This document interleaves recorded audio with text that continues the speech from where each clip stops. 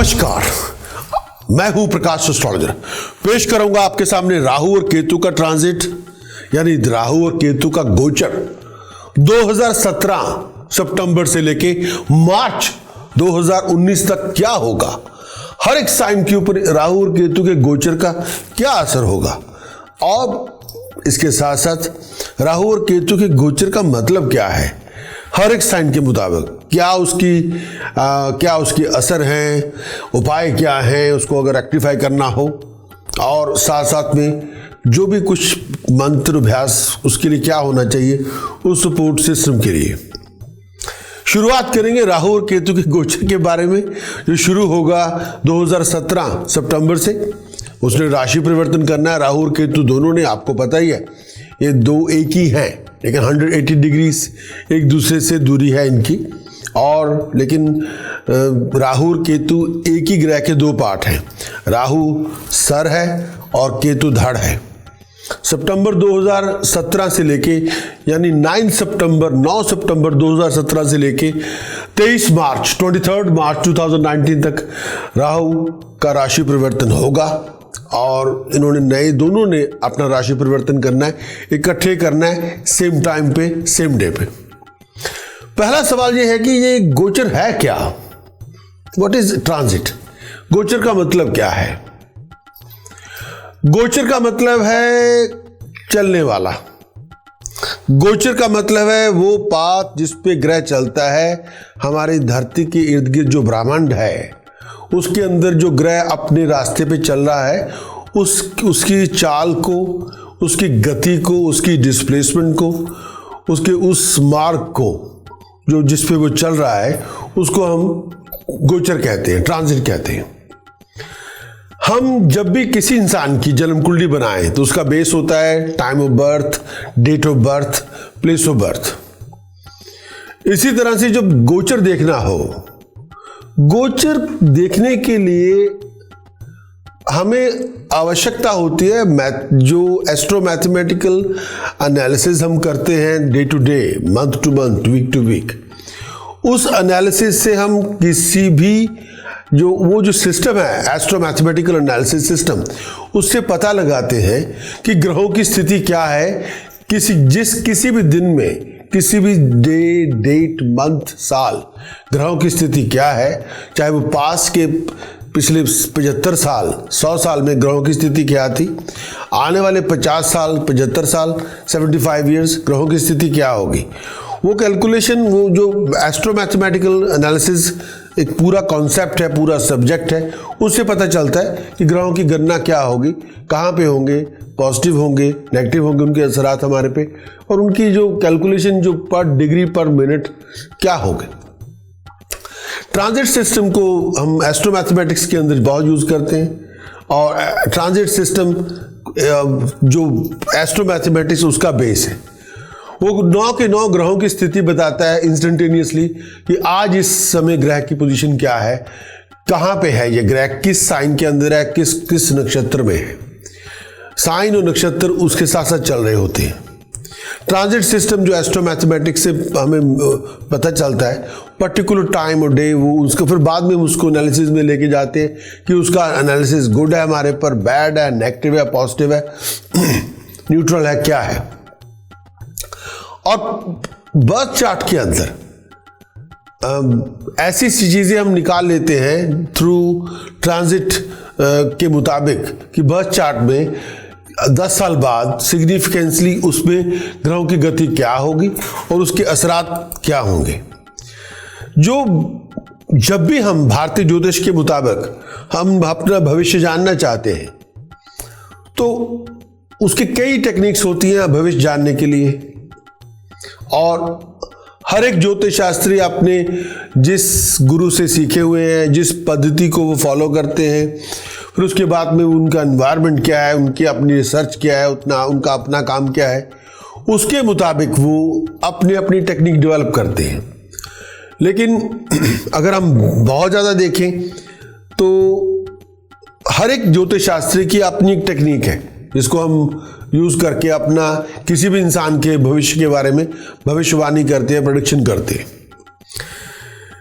भारतीय ज्योतिष के अंदर अगर हम देखें, इन्फ्लुएंसेस देखें, हम एक तो है जन्म कुंडली, एक है जन्म लग्नेश और जन्म राशि। जन्म लग्नेश और राइजिंग साइन जो जन्म लग्नेश है, और उसके बाद है जन्म राशि। जन्म राशि जो भारतीय ज्योतिष के मुताबिक है वो है मून साइन। जन्म लग्नेश, लगन में जो सबसे पहले राशि उदय होती है उसी राशि को बेस बना के हम बाकी ग्रहों को स्पर्श करते हैं, वही जन्म लगन राशि होती है, और लग्नेश, उस राशि का स्वामी लग्नेश होता है। इसी तरह से हम उसके जन्म कुंडली के बाद जो सेकंड मोस्ट इंपॉर्टेंस दी जाती है वो दी जाती है चंद्र कुंडली को। जन्म कुंडली जो लगन राशि जो उदय हो रही है जन्म के समय, उसको बेस बांध के फिर बाकी घरों को, बाकी ग्रहों को स्पर्श करते हैं। और जन्म उसी के सेकंड मोस्ट इंपॉर्टेंस जो दी जाती है वो दी जाती है जन्म लगन राशि के बाद, राइजिंग साइन के बाद जो दी जाती है सेकंड, वो है चंद्र राशि को। जन्म के समय चंद्रमा जिस राशि में विद्यमान है उसको, वही आपकी मून साइन होगा, वही आपकी चंद्र राशि होगी। भारतीय ज्योतिष के अंदर सभी ग्रहों का, चाहे वो पॉजिटिव इफेक्ट हमें मिले या नेगेटिव इफेक्ट मिले, वो जाना जाता है चंद्र राशि से। सभी ग्रहों का जो फल है हमें मिलेगा, कैश होगा through moon sign. Moon sign के मुताबिक ग्रहों के positive negative effect, impact time के अंदर, काल के अंदर हमें मिलते जाएंगे। मून साइन ने हमें किसी भी ग्रह का पॉजिटिव और नेगेटिव इफेक्ट, मून साइन उसका बेस बनेगा हम उस इफेक्ट को डिलीवर करने में। 9 के 9 ग्रह, इनके गोचर, इनके ट्रांजिट चलते रहते हैं। चंद्रमा का हो, सूर्य का हो, बुध का हो, शुक्र का हो, मंगल, बृहस्पति, शनि, राहु, केतु।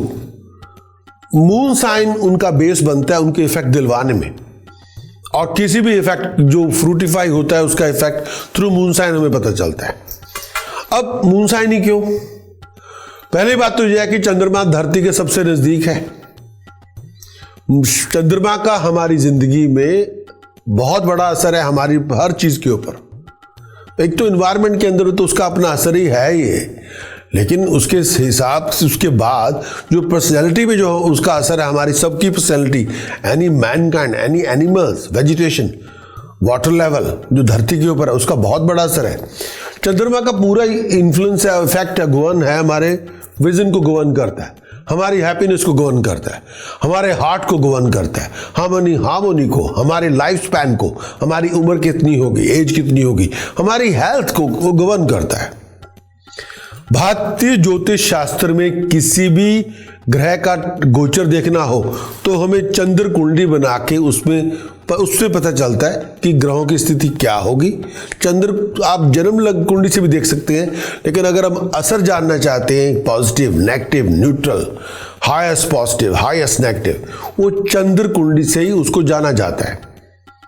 चंद्र कुंडली वो है जब हम पैदाइश हमारी हुई थी, जन्म कुंडली के अंदर जिस राशि में चंद्रमा विद्यमान था वो हमारी जन्म की चंद्र राशि है, मून साइन है।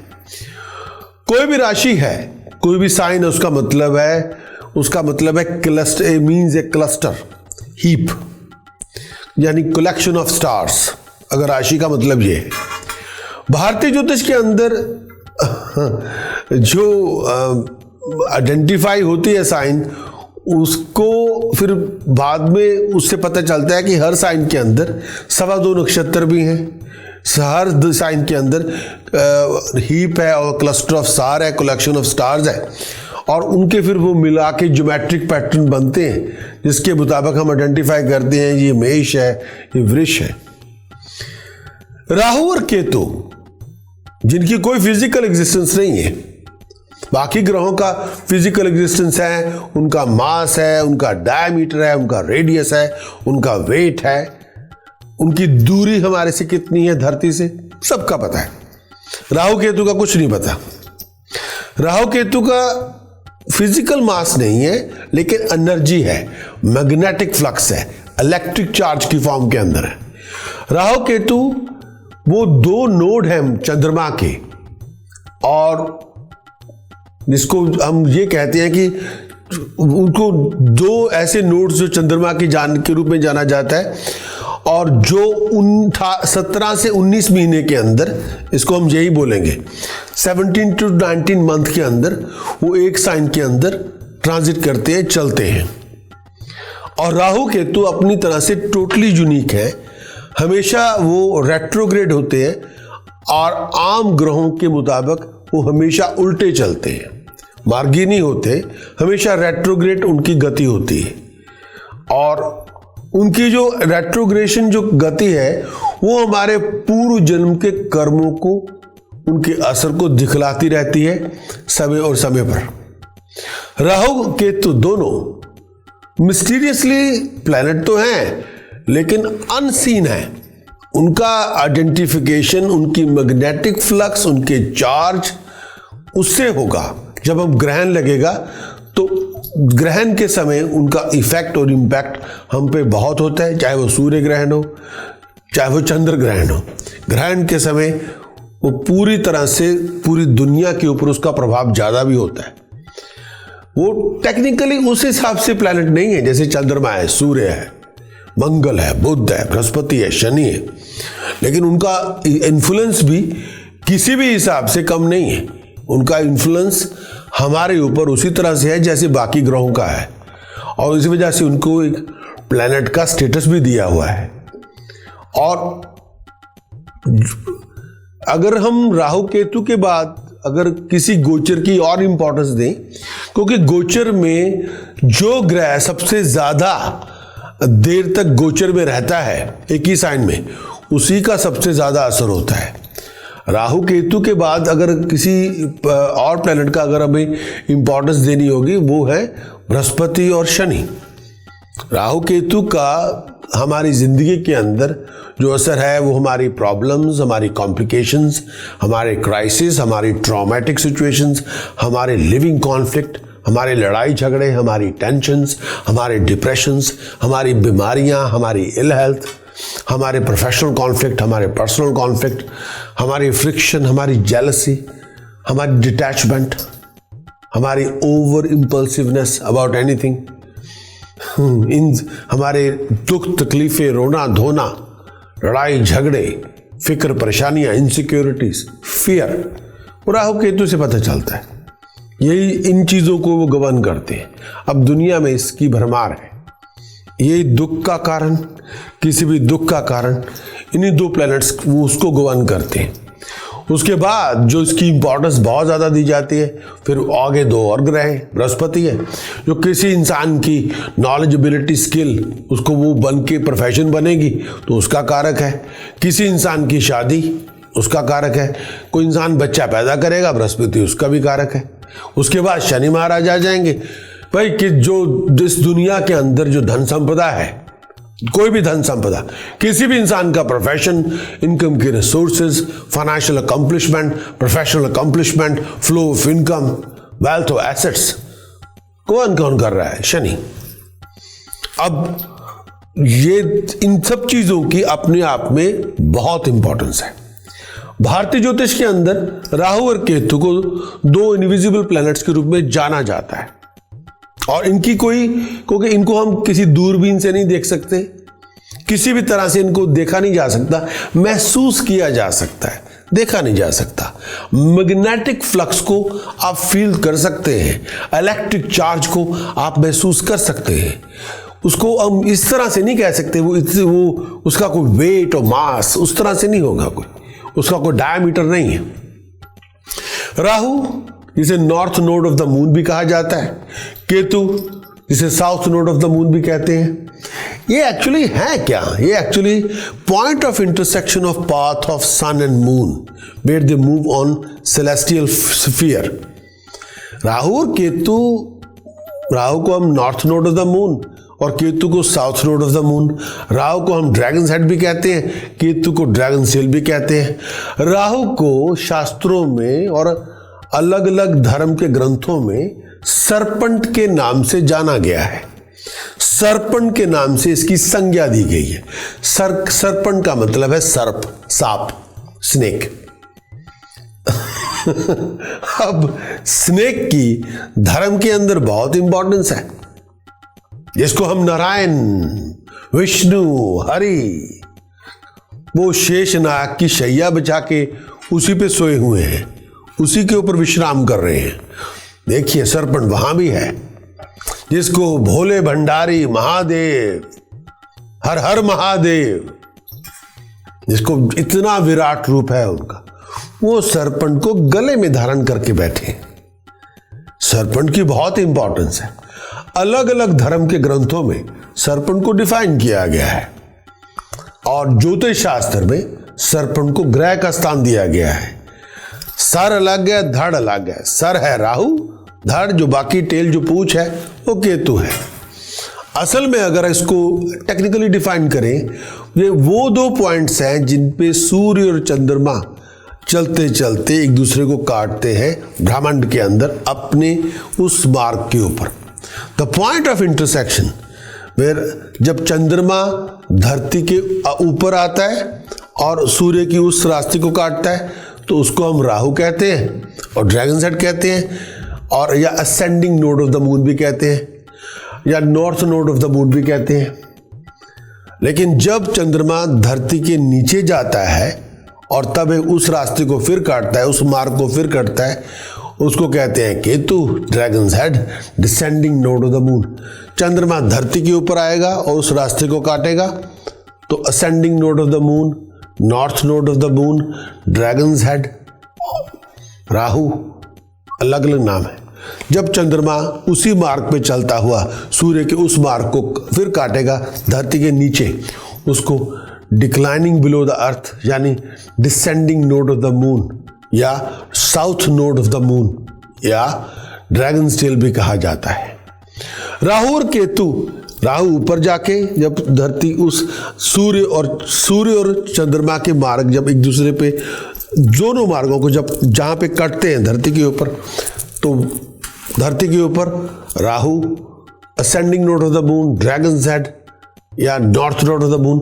जब सूर्य और चंद्रमा के मार्ग एक दूसरे पे नीचे फिर कटते हैं धरती के नीचे, और उस जहां पे चंद्रमा उस मार्ग को काटता है वो बिलो द अर्थ, धरती के नीचे, वो descending node of the moon, south node of the moon, dragon tell, Ketu के नाम से जाना जाता है। राहु और केतु में हमेशा 180 डिग्री का डिस्टेंस होगा, एक धरती के ऊपर है, एक धरती के नीचे है। और ये दोनों नोड्स, ये दोनों पॉइंट्स, ये दोनों ग्रह एस्ट्रोलॉजर्स के लिए, एस्ट्रोनॉमर्स के लिए, न्यूमरोलॉजिस्ट के लिए हमेशा महत्वपूर्ण इनकी एक संज्ञा होगी। ये दोनों को फिक्स पॉइंट नहीं है, अगर हम यही खास कोई फिक्स पॉइंट है, नो। बाकी ग्रह सब चल रहे हैं, धरती भी घूम रही है, फिक्स पॉइंट कुछ नहीं है। फिक्स पॉइंट चलते रहते हैं, मूव होते रहते हैं। These nodes are not fix point at all. Outer space में बैकवर्ड मूवमेंट है, दे हमेशा इनकी मूवमेंट बैकवर्ड होती है, कभी डायरेक्ट नहीं होती। और पुरातन काल में इनकी हेल्प के साथ एग्जैक्ट डेट्स जानी जाती थी बाय एस्ट्रो मैथमेटिशियन कि सूर्य ग्रहण कब लगेगा, चंद्र ग्रहण कब लगेगा। पुरातन काल में ज्योतिष के आचार्य और जो एस्ट्रोनॉमर थे, जो ग्रहों का ज्ञान रखते थे और लोगों को उसके बारे में ज्ञान देते थे, जब सूर्य ग्रहण और चंद्र ग्रहण की डेट्स की बात आती थी, उस वक्त इन्हीं दोनों नोड्स के साथ जाना जाता था। लेकिन ज्योतिष के आचार्यों ने एक्लिप्स की डेट्स के अलावा इनको और आगे इनको डेवलप किया है कि ये मैनकाइंड के ऊपर इसका असर क्या है। इन दोनों का ज्योतिष के आचार्यों ने आगे खोज करके फिर ये बताया कि इन दोनों ग्रहों का किसी भी इंसान के इमोशनल बिहेवियर के ऊपर उसका क्या इफेक्ट है। ये इंसान की जो बायपोलर नेचर है उसके ऊपर इनका दोनों का बहुत बड़ा असर है। और बायपोलर नेचर आज भी मेडिकल साइंस की समझ से बाहर है। बायपोलर और बायपोलर डिसऑर्डर्स का पूरा जो उसका जो क्रेडिट है किसी इंसान की जो बीमारी के रूप में उभरता है, बायपोलर डिसेबिलिटी जिसे कह देते हैं, बायपोलर डिसऑर्डर जिसे कहते हैं किसी इंसान के अंदर, वो राहु और केतु का दिया हुआ है। राहु और केतु का अनबैलेंस होना किसी इंसान के अंदर बायपोलर डिसऑर्डर्स पैदा हो जाते हैं।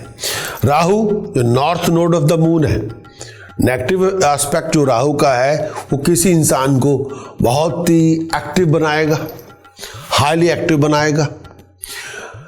नेगेटिव इंपैक्ट किसी भी इंसान का राहु का किसी इंसान को बहुत एरोगेंट बनाएगा, बहुत ज़्यादा स्टबन नेचर का बना देगा, बहुत ज़िद्दी स्वभाव के होंगे, बहुत ऑब्सेस्ड होंगे, सेल्फ ऑब्सेस्ड भी हो सकते हैं, किसी पर्टिकुलर चीज़ से भी ऑब्सेस्ड हो सकते हैं, किसी पर्टिकुलर पर्सन से भी ऑब्सेस्ड हो सकते हैं।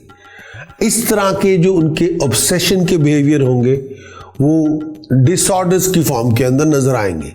किसी इंसान को फोबिया है, डर है, किसी भी चीज़ से डर हो सकता है, किसी जानवर से भी हो सकता है, किसी सब्जी दाल से भी हो सकता है, किसी इंसान से भी हो सकता है, किसी पर्टिकुलर माहौल से भी हो सकता है। वो फोबिया है। एक कमरे में अगर बंद कर दिया जाए तो कई लोगों को फोबिया होता है, वो पैनिक हो जाते हैं। पैनिक जिसे वर्ड कहते हैं, बौंदला हो जाना और बहुत ज़्यादा घबरा जाना, पैनिक। वो पैनिक जिसे अटैक कहते हैं, फोबिया अटैक को कहते हैं, जो डिसऑर्डर बिहेवियर के अंदर होता है, वो राहु की वजह से होता है। किसी इंसान के ईटिंग डिसऑर्डर हो जाना, चाहे एकदम से हम पतले हो रहे हैं, बिना खाना ही छोड़ दिया है और एकदम से वेट बहुत ज़्यादा लूज कर दिया है, और या हम इतना खा खा के इतने मोटे हो रहे हैं कि हमारा size totally beyond the imagination हो गया, बहुत ज़्यादा मोटे, बहुत वेट गेन कर लिया। ईटिंग डिसऑर्डर्स, और ये राहु की देन है किसी भी इंसान के अंदर। डिसरप्टिव होना, हर बात पे डिसरप्टिव, आप किसी को सुनना ही नहीं चाहते, वो किसी इंसान के डिसरप्टिव बिहेवियर और एक बहुत ही अब्यूसिव बिहेवियर वो राहु की देन है। और ये राहु किसी भी इंसान की जो सोच है उसको गवर्न करना शुरू करते हैं और उसकी इंसान की सोच को अपनी सोच से मिला देते हैं। पापी ग्रह है, बहुत डायनामिक इन नेचर है और बहुत ज़्यादा हेडोनिस्टिक टाइप है, और हमेशा राहु किसी भी बात पे सेटिस्फाइड नहीं है, हर बात पे डिससेटिस्फाइड होंगे। ये उनकी एक नेचर का पार्ट है। कुछ भी मिल जाए रोना धोना चलता रहेगा, ये उनकी नेचर का पार्ट है। और बहुत ज़्यादा एरोगेंट है, बहुत अभिमानी है, बहुत ज़्यादा ईगो बहुत बड़ी है, बहुत ज़्यादा स्वार्थी है, बहुत ज़्यादा ज़िद्दी है। राहु बना देता है इंसान को बहुत ज़्यादा ईगोइस्टिक।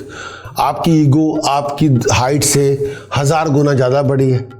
आप बहुत ज़्यादा सेल्फिश हैं, बहुत स्टबन नेचर के हैं, बहुत ऑकवर्ड एटीट्यूड है, इरेशनल बिहेवियर है, हमेशा मज़ा लेने की आदत है, लेकिन दूसरों के दुखों से मज़ा लेने की आदत है। ये नहीं कि वैसे को एंजॉय करना, ना, किसी के रोने धोने से बहुत मज़ा आएगा, किसी को दुख तकलीफ पहुंचा के बहुत मज़ा आएगा, किसी को बेइज्जत करके बहुत मज़ा आएगा, किसी को ज़मीन पे नीचे गिरा के बहुत मज़ा आएगा।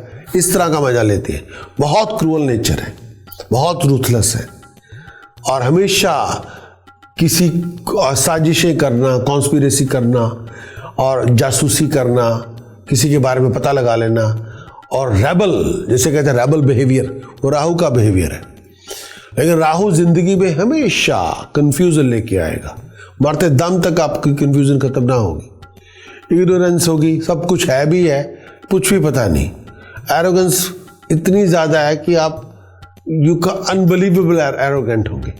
फोबियाज 24 घंटे शक करते रहना, फोबिया और डरते रहना, उस पर्टिकुलर चीज़ से अगर घबराहट है चाहे कुछ भी है वो चलती रहेगी।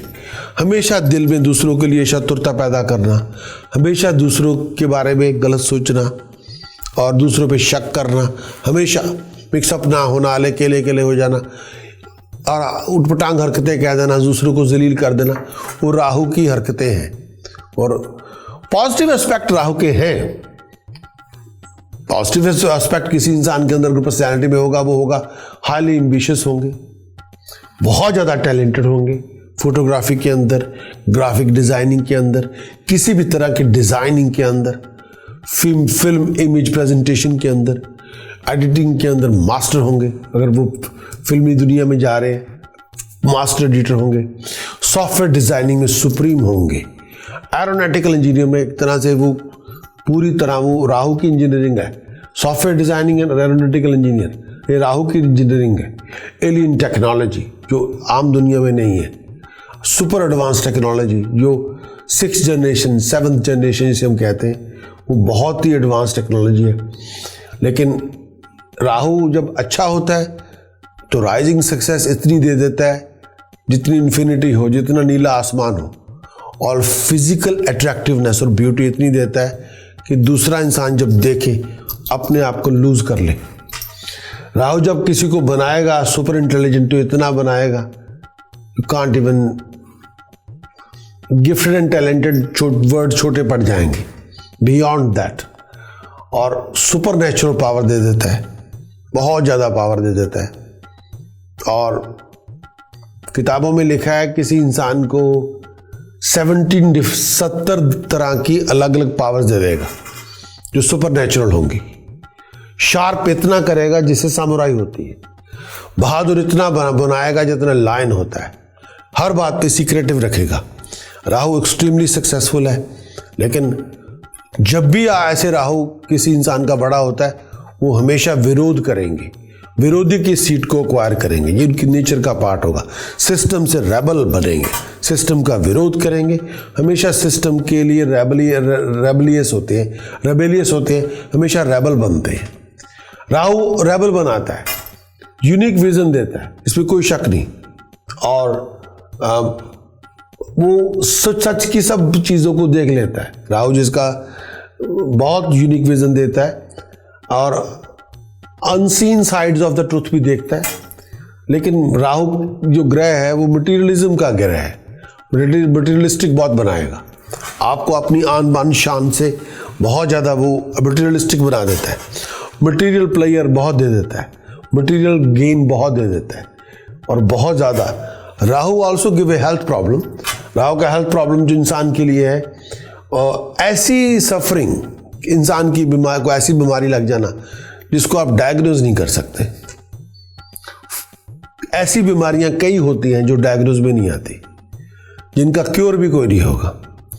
सेल्फ डिस्ट्रक्टिव टेंडेंसी बहुत राहु के अंदर होती है, और राहु के अंदर बिहेवियर डिसऑर्डर्स बहुत ज़्यादा है।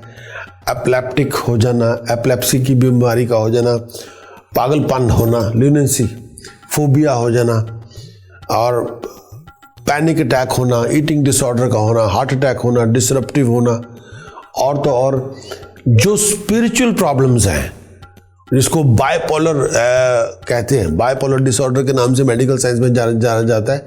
कोई पोजेस्ड हो जाए, जो किसी को बायपोलर एक्टिविटीज़ हो जाए, पोजेशन का होना, और वो सब राहु की बीमारियां हैं एक तरह की।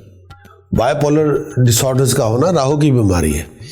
राहु जब भ्रष्ट है, किसी के लिए बैड है, तो आपके हर काम में रुकावट होगी, आपके हर काम में देरी होगी, आपका कोई भी काम टाइम पे नहीं बनेगा। हर जगह आपकी रुकावट है, हर जगह लोग आपको हरास करेंगे, हैसल्स करेंगे, बेइज्जती करेंगे। दुनिया आपका इम्तिहान लेगी, हर जगह टेस्ट होगा आपका, हर काम में रुकावट, हर काम में कॉम्प्लिकेशन, हर जगह आपकी जलील, खज्जल खुआरी, हरासमेंट, तंग करना, इनसिक्योरिटी आपके हमेशा 24 घंटे इनसिक्योरिटी बनी रहेगी। हर टाइम अनसर्टेनिटी बनी रहेगी, हर टाइम फियर और लॉस आपका बना रहेगा, हर time loss of position, loss of status, loss of prestige, loss of honour, loss of reputation, ऐसी चीज़ें बहुत होंगी। स्टेटस का ख़त्म हो जाना, प्रेस्टीज का ख़त्म हो जाना, रेपुटेशन का टोटली डैमेज हो जाना, टोटली ब्लैक लिस्टेड हो जाना, पूरा करियर ही बर्बाद हो जाना, लीगल कॉम्प्लिकेशन का हो जाना, हैसल्स का होना, इम्प्रिजनमेंट का होना, मिसफॉर्चून का होना, बहुत ज़्यादा ऐसी बहुत, जब राहु नेगेटिव है ऐसी बहुत सी अलामतें होती हैं। राहु वर्गो उनका साइन है, वर्गो के अंदर बहुत वो खुश है, वर्गो के अंदर राहु उच्च है, उसके बाद जेमिनी में भी उच्च है, लेकिन उसको हम कहेंगे वर्गो उनका अपना साइन है। लेकिन एक्सॉल्टेड होते हैं, वर्गो उनका अपना साइन है राहु का, लेकिन एक्सॉल्ट करते हैं, हाईएस्ट लेवल पे होते हैं। ज्योतिष आचार्यों का अपना अपना मत है, लेकिन टॉरस और जेमिनी में एक्सॉल्ट करते हैं।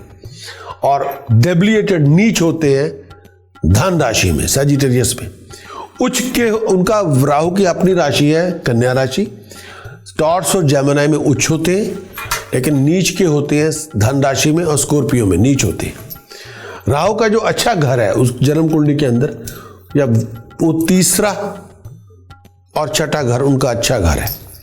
जो राहु के बहुत गलत और पापी घर जिस अगर उनमें चला जाए तो बहुत तंग करता है, बहुत बुरे हाल करता है, वो है अगर राहु जन्म कुंडली के अंदर अष्टम भाव में हो और 12वें घर में हो।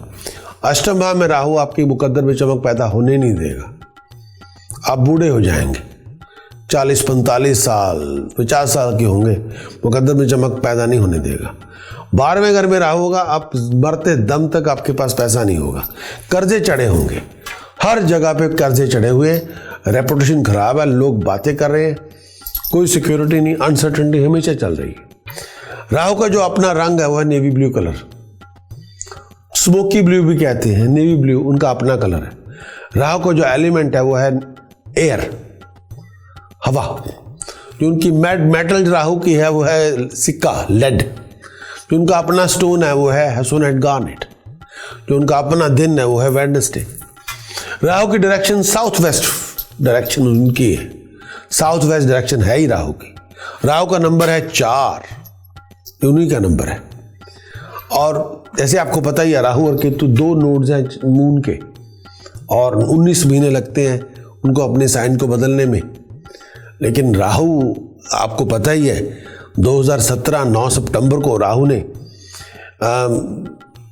कैंसर में प्रवेश करना है, और केतु ने, राहु सिंह राशि में चल रहे हैं, सिंह राशि को छोड़ के कैंसर में, यानी सिंह राशि लियो को राहु ने छोड़ देना है और कर्क राशि में प्रवेश करना है, कैंसर में चले जाना है।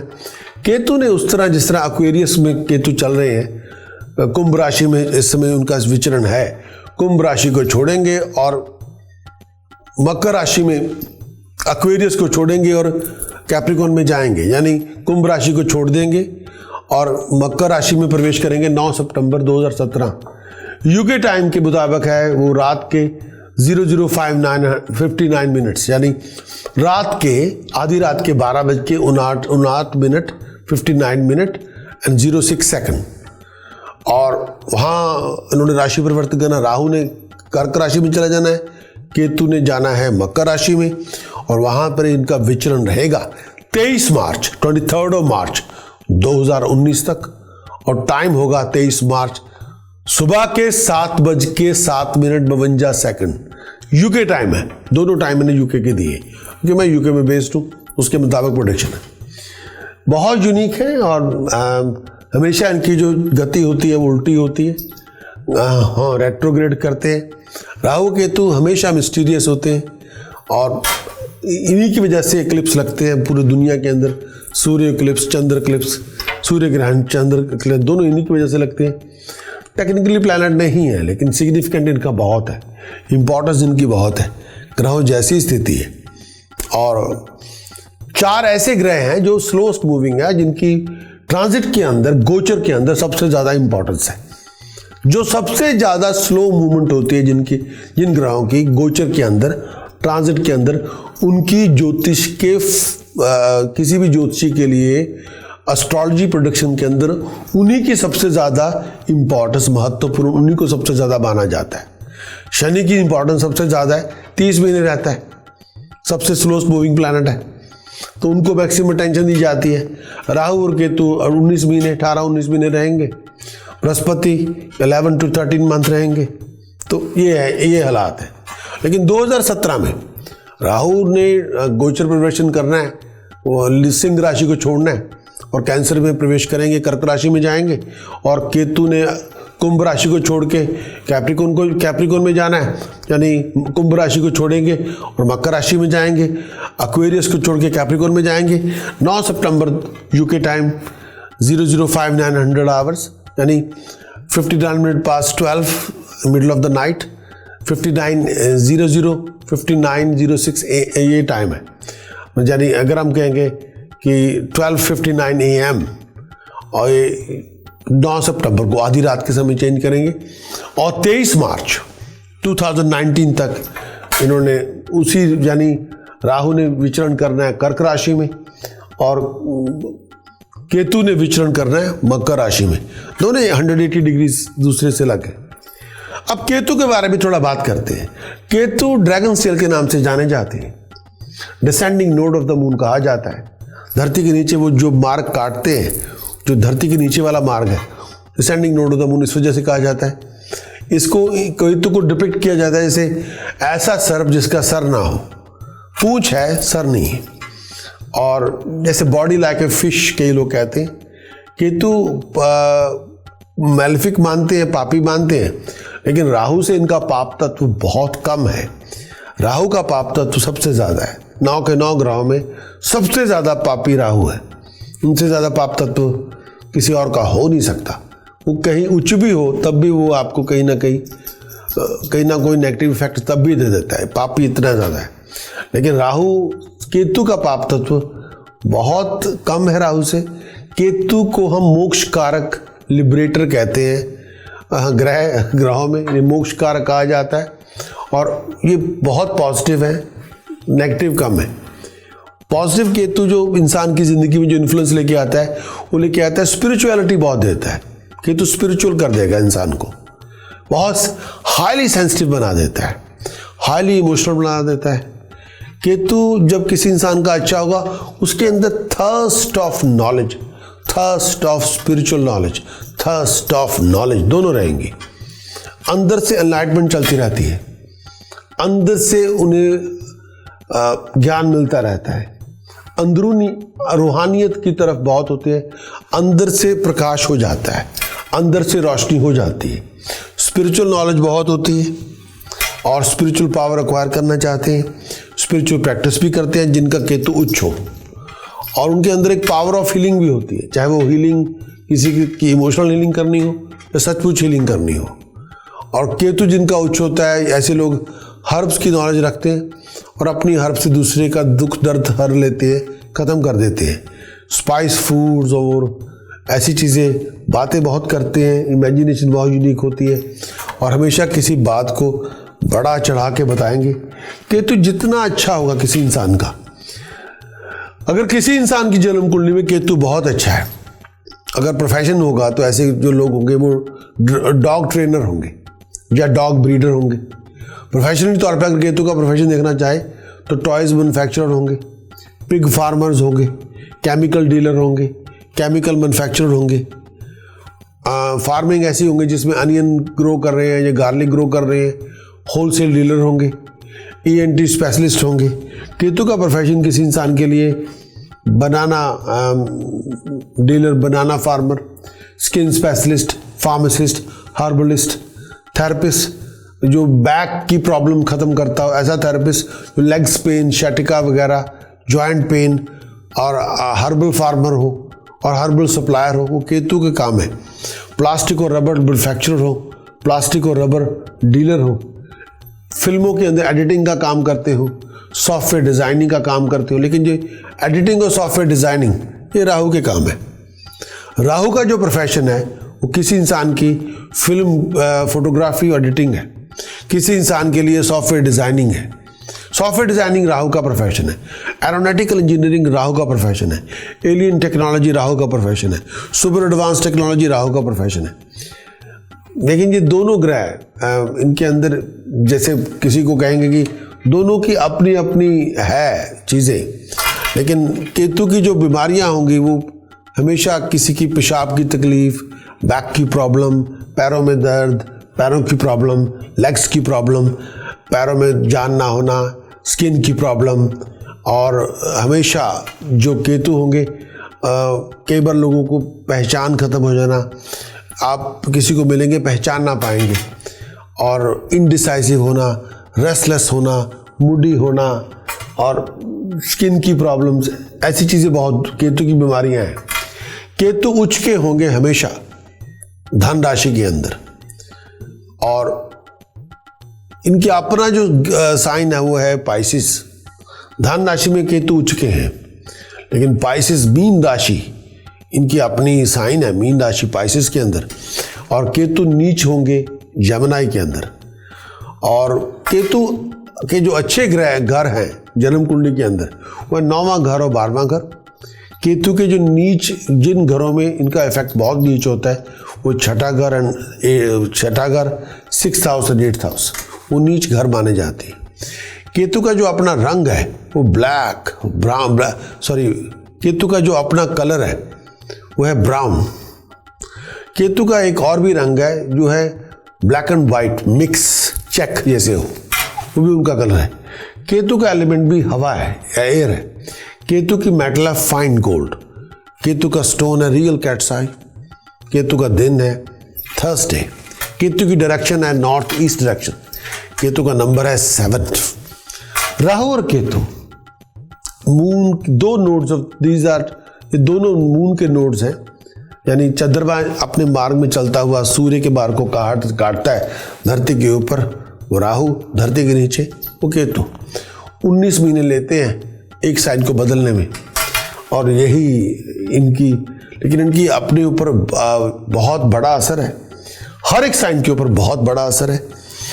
दुनिया के अंदर, ब्रह्मांड के अंदर, दुनिया के अंदर जो त्रासदी है, दुख तकलीफें, पॉलिटिकल अनस्टेबिलिटी, पॉलिटिकल कॉन्फ्लिक्ट, जो अनस्टेबिलिटी इन इकोनॉमी इवन, और जो पॉलिटिकल एक चेंज आ जानी पूरी दुनिया के अंदर, वेदर का भूचाल आ जाना, स्टॉर्म हो जाना दुनिया के अंदर, वॉर का होना, वॉर जैसा माहौल होना, और जो टेररिज्म का होना, ये सब राहु की देन है। ये सब राहु की देन होना। अपनी ईगो के लिए किसी देश की पूरी स्थिति खराब कर देना, हर बात पे ईगो से जिंदगी लीड करना, ईगो क्लैशेस कर लेने दुनिया के अंदर, तो ये राहु की देन है। बहुत proud, arrogance, extreme प्राउडी, extreme egoistic, ये राहु की देन है। दुनिया के अंदर जो कला कलेश है, पॉलिटिकल कला कलेश है, और अपना साम्राज्य स्थापित करना और दूसरे को कुछ ना समझना, और जो हम कह रहे हैं वही ठीक है, बाकी सब गलत है, ये जो सोच है ना, ये राहु की सोच है और किसी की हो ही नहीं सकती। और मैं इन्हीं को आगे लेके आ रहा हूँ। तो हर एक साइन के ऊपर राहु और केतु का क्या इफेक्ट होगा, तो मैं दोनों का इकट्ठा इफेक्ट आपके समक्ष पेश करूंगा।